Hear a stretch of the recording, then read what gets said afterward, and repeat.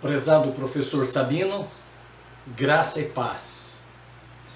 Hoje eu estou vindo para responder as perguntas que o senhor fez no seu vídeo, O Homem que Colocou Jesus no Bolso. O senhor fez ali algumas perguntas, acredito até que numa tentativa de descaracterizar a autoridade apostólica do apóstolo Paulo. E eu, assistindo aquele vídeo, então resolvi responder às suas perguntas, uma vez que eu percebi que as perguntas foram feitas com um tom tendencioso. Então eu decidi fazer esse vídeo para responder às suas perguntas. Então vamos aos fatos. O senhor pegou o texto de Efésios 4:11 e em cima desse texto o senhor fez alguns comentários e depois fez algumas perguntas.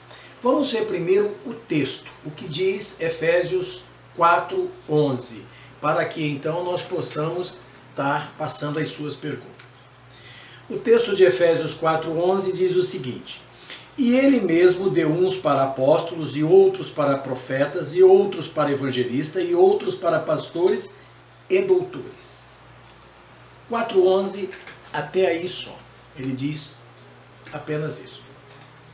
O senhor pegou esses textos, fez alguns comentários, e daí o senhor lançou a sua pergunta. A primeira pergunta que o senhor fez nesse texto foi a seguinte: Paulo está dizendo que Jesus deu apenas os 12 como apóstolos ou mais do que 12? Se foi mais do que 12, a pergunta então é: quem além dos 12 também foram apóstolos denominados por Jesus e registrado nos evangelhos?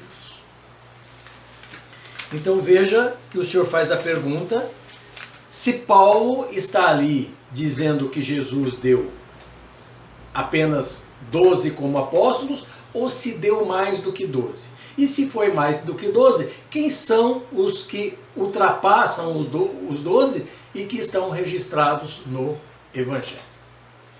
Muito bem, a primeira coisa que nós precisamos para responder a sua pergunta é conduzi-lo a lembrar que Deus não operou apenas e tão somente através de Jesus. Jesus é o Cristo. Jesus é o ungido de Deus. Jesus foi ungido por Deus para uma missão. A missão de trazer o Evangelho, trazer a boa nova que conduz à salvação. Então Jesus recebeu a unção de Deus. Quando ele saiu do batismo do Jordão, ele recebeu a unção de Deus, o Espírito de Deus desceu sobre ele, repousou nele e o ungiu, o capacitou para que ele cumprisse a sua obra messiânica, ou seja, a sua obra de ungido de Deus.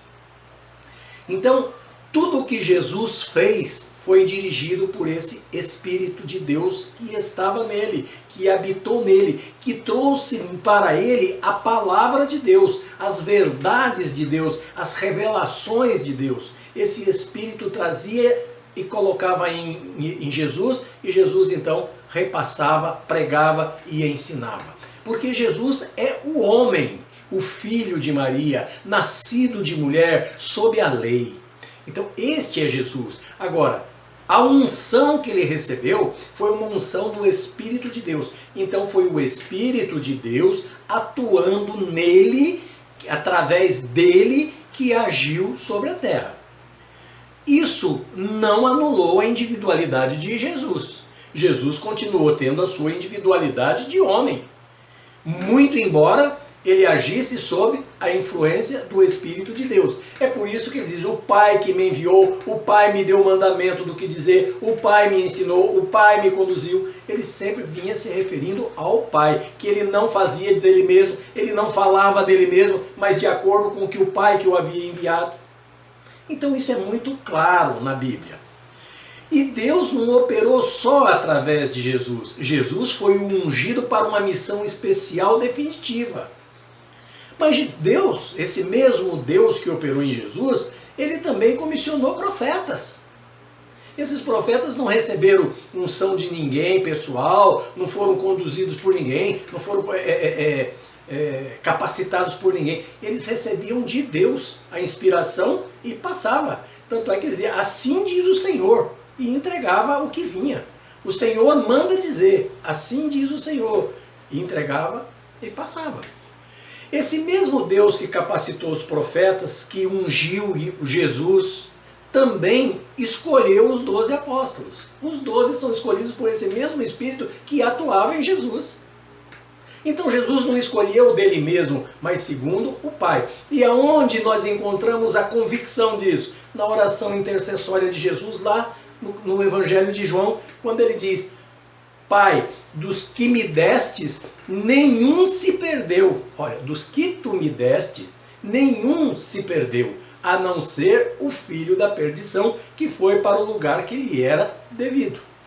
Então, veja bem que o próprio Jesus, ele mostra que as ações dele eram inspiradas, conduzidas pelo Espírito de Deus. Então, quem escolheu os 12 foi Deus, o Espírito de Deus atuando em Jesus. Esse mesmo Espírito que capacitou os profetas, esse mesmo Espírito que escolheu os 12 e capacitou os 12 para serem discípulos, para serem apóstolos, eles também escolheram depois Matias. Ele escolheu também, ou melhor, eles não, ele, o Espírito de Deus, escolheu também Matias para substituir o apostolado de Judas Iscariotes. Então Matias também foi escolhido. E não foi escolhido diretamente por Jesus, ele foi escolhido pelo mesmo Espírito, através da ação dos apóstolos, oraram, clamaram a Deus, lançaram uma sorte e recaiu sobre Matias. Esse mesmo Espírito escolheu Paulo, capacitou Paulo, e Paulo deu prova da capacidade, do quanto ele era cheio do Espírito, as ações dele, os sofrimentos que ele passou, as vezes que ele aguentou 40 menos 1, tudo que ele passou e sofreu, homem nenhum comum teria condição de ter aguentado sem sucumbir e sem desistir da missão. Mas Paulo aguentou. Por quê? Porque ele estava ungido para aquela missão. Ele era escolhido, eleito para aquela missão, predestinado para ela e cumpria aquela função que Deus estava designando para ele. Então note, meu querido, que quem escolheu não foi Jesus, mas o Espírito de Deus que atuava em Jesus. Logo, ele escolheu muito mais do que 12. Como apóstolo foram os 12, depois Matias e o próprio Paulo. Mas ele comissionou profetas e muitos outros que não constaram no meio dos apóstolos, mas que tinham autoridade tal e qual. Então, eu acho que a sua pergunta aí fica meia sem sentido. Até mesmo porque Paulo, em nenhum momento nesse texto de Efésios, nem no que foi lido, nem nos versículos anteriores e nem posteriores, em nenhum momento Paulo diz que foi Jesus, o homem, quem escolheu. Ele fala no capítulo 4, no versículo 4, do mesmo capítulo 4, no versículo 4, ele fala que quem estava atuando era o Espírito de Deus. Depois, lá no versículo 7, ele traz um esclarecimento muito grande, mostrando a ação desse Espírito de Deus que estava atuando e que estava derramando graça sobre cada um dos demais que ali estavam, segundo a medida do dom do Cristo. Então vamos ver o que diz ali o versículo 7 do capítulo 4. Diz assim: mas a graça foi dada a cada um de nós segundo a medida do dom do Cristo. Pelo que diz, subindo ao alto, levou cativo o cativeiro e deu dons aos homens. Quem subiu ao alto e levou cativo o cativeiro? O Espírito de Deus. Quem que deu dons, deu graça segundo a medida do dom do Cristo? Aí alguém pode dizer assim, não, mas aí o senhor está dizendo do Cristo e ali no versículo está de Cristo. Professor Sabino, o senhor que é um expert em grego, o senhor sabe muito bem que o artigo definido que antecede a palavra Cristo no grego é toi, ou tou ou toi, não sei bem qual é a pronúncia, mas é toi ou tou, ou toi. Esse artigo definido está no genitivo e, portanto, é do e não de. Então, a tradução correta seria segundo a medida do dom do Cristo. Então, nós recebemos segundo a medida do dom que foi dado ao Cristo, ao ungido. Então, nós recebemos de acordo com a medida que foi dado ao ungido. Logo, não foi Jesus quem concedeu, mas foi o Espírito de Deus que nos deu, segundo a medida que ele deu também para o ungido. É isto que o capítulo está dizendo, o versículo 7 está dizendo. Logo, Paulo não disse aí que foi Jesus, o homem, quem escolheu os 12. Ele está dizendo que a ação é do Espírito de Deus. E depois isso se completa lá em 1 Coríntios, né? Também, na 1 Coríntios 12, 4 e 11, se não me engano, quando ele diz que um só e mesmo Espírito distribui todos os dons, dando a cada um segundo o que quer, da maneira como quer. Então veja que Paulo já esclarece quem é esse Espírito, dizendo que é o Espírito de Deus, e que esse mesmo Espírito é que dá dom a todos, dá a diversidade de dom, a diversidade de ministério, né? É tudo concedida pelo mesmo Espírito, um mesmo e só Espírito, que dá a cada um segundo o que quer, como quer. Então, meu querido, nós já sabemos aí que Paulo não errou, Paulo não falou nenhuma heresia, Paulo falou o que estava exatamente de acordo com os textos bíblicos e com os ensinamentos de Jesus, porque Jesus deu ensinamentos, né? E o que Paulo diz aí está realmente confirmando que é o Espírito de Deus que dá esses dons. Então, quem recebeu esses dons, recebeu pelo Espírito de Deus. Ok, meu querido? Então, não vamos aí trabalhar isso para tentar desconstruir uma imagem de que a Bíblia está furada, porque se Jesus só deu 12, só comissionou 12, como é que Paulo é apóstolo? E se foi mais do que 12, quem são os a mais? Mas para citar os a mais, já começamos citando por aí. Matias foi um a mais do que os 12 e Paulo foi outro a mais do que os 12. Então já teríamos 14 aí, né? Por quê? Matias para substituir Judas e Paulo para ser comissionado para os gentios. Os outros 12 pertencem à estrutura cultural, religiosa do povo de Israel, aonde subentende-se os 12 patriarcas, né? E os 12 apóstolos correspondem cada um a esses patriarcas, as 12 tribos de Israel. Por isso, os 12. Agora, Paulo viria para os gentios, então estaria fora dessa estrutura. Os gentios que não tinham lei, que não tinham nada, iam receber o evangelho e precisava agora de um apóstolo para pregar para eles. Paulo foi o comissionado para isso. E reconhecido pelos outros 12, inclusive, né? Temos inclusive testemunhos de Pedro falando a respeito de Paulo e dizendo que o que o Paulo ensina é difícil de compreender, mas verdadeiro, e que os indoutos torcem, como torcem também outros pontos da Escritura, para a sua própria condenação. Então, meu querido, está aí a resposta a essa sua pergunta. Depois, o senhor faz uma segunda pergunta. O senhor faz uma segunda pergunta que é: que autoridade apostólica Paulo pode ter de falar que Jesus deu uns para apóstolos, profetas, evangelistas, pastores e doutores e tantos outros? Onde foi que Jesus denominou alguém como pastor? Porque ele diz que ele é o sumo pastor. Como Jesus deu o cargo de mestre se ele diz que ele é o mestre? A autoridade apostólica de Paulo, ela contesta a pessoa de Jesus? Então veja que também essa pergunta é bastante tendenciosa. Bom, quanto à autoridade apostólica de Paulo, nós já não vamos mais nem questionar, porque a pergunta anterior já responde, né? Então vimos que em momento algum Paulo disse que foi Jesus quem deu dons, ele disse que é o Espírito de Deus, né?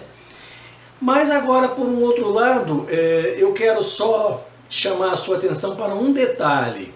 O senhor faz a pergunta assim: como Jesus, deixa eu ver aqui como Jesus denominou alguém como pastor, porque ele diz que ele é o sumo pastor.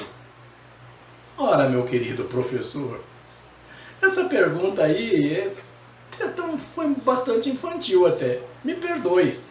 Mas ser sumo pastor não impede que outros sejam apenas pastores. Assim como ser o sumo sacerdote não anula a função sacerdotal dos demais, não anula o sacerdócio dos demais.